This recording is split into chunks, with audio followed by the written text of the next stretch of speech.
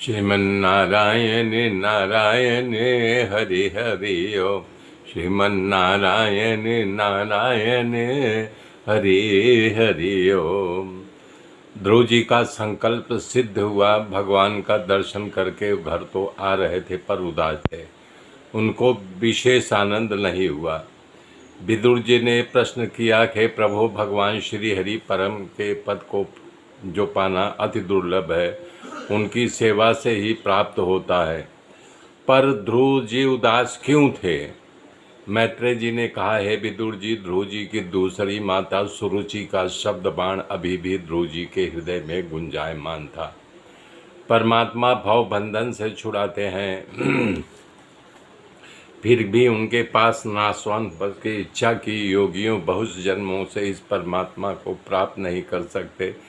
प्रभु अति दयालु हैं जो 6 महीने में ही ध्रुव को परम पद दे दिया। अगर कोई सम्राट राजी हो तो मानो उससे जो है 1 किलो जौ मांगेगा। उसी तरह परम आनंद प्रभु के पास से पद और प्रतिष्ठा स्वीकार किया, जरूर मेरे पुण्य का नाश हो गया, ध्रुव जी ने सोचा। ऐसा विचार करते करते ध्रुव जी घर की ओर आ रहे हैं। तभी राजा उत्तानपाद को खबर मिली कि तुम्हारा ध्रुव आ रहा है। थोड़ी देर के लिए इस बात को माने नहीं। उन्होंने कहा, मेरा ऐसा भाग्य कहाँ हो सकता है कि ध्रुव मुझे वापस मिल जाए।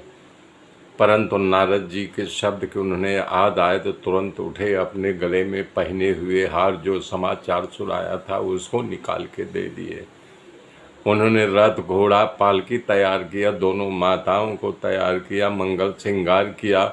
उत्तम को साथ लेकर के ध्रुव जी से स्वागत करने के लिए रथ पर सवार होकर के तुरंत वहाँ आए।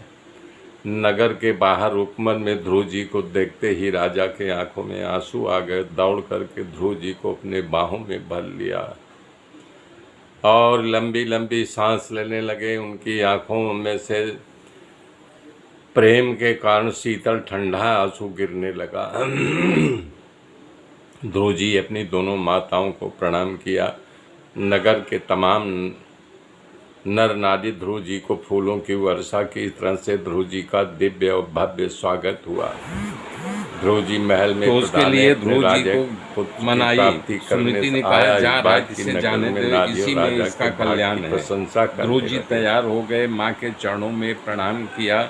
इस प्रकार से आनंद जाओ, बहुत समय जहाँ मान नहीं सम्मान नहीं, वहाँ रहने से तरुण कोई हो फायदा गए। नहीं।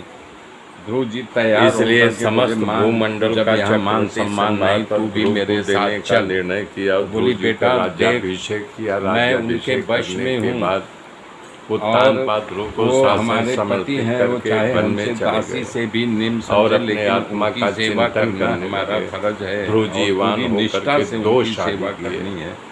ध्रुव जी के प्रथम पत्नी का नाम भ्रमी था, जो प्रजापति शिशु माता को प्रणाम करने के लिए भेजा कि जाओ, उसके द्वारा ध्रुव जी के 2 पुत्र हुए, कल्प और बत्सर। दूसरी पत्नी का नाम ईरा था, जो वासुदेव की ध्रुव जी तैयार होकर गए। ध्रुव जी को सुरुचि के प्रणाम करके बोले, माँ तुम्हारे कहने से मैं उत्तम का भी विवाह नहीं हुआ जा था। रहा एक हूँ। दिन सुरुचि उत्तम चाहे शिकार भाव से खेलने के लिए परम ध्रुव हिमालय पर्वत पर गए। बेटा, वहाँ पशुओं मेरा आशीर्वाद है कि तुम्हें शिकार किया। भगवान पशुओं पर यक्षों मेरे मित्रों मेरे का साथ अधिकार बने होता है। रहिए। उन्होंने आगे कहा की कि इस गाथा पर फिर हमारा कल अधिकार जोड़ूंगा। है। तब तक के लिए तब दोनों में युद्ध हुआ। श्री राम। उत्तम की मौत हो गई। इस बात को लेकर के ध्रुव जी को क्रोध चढ़ा। अपने पुत्र की मृत्यु का समाचार सुनकर के उसकी माता सुरुचि की मृत्यु हो गई।